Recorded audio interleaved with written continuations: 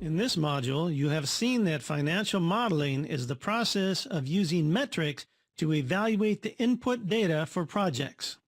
No one metric tells the whole story, but the four that you have learned about in this module are powerful tools designed to remove most of the guesswork from evaluating new sales opportunities.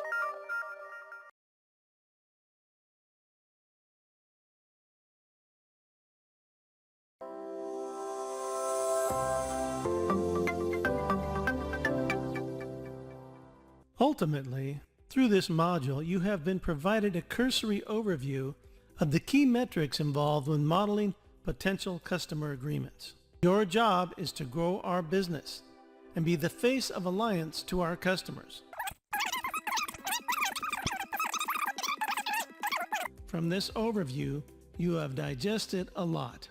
Thank you for investing your time.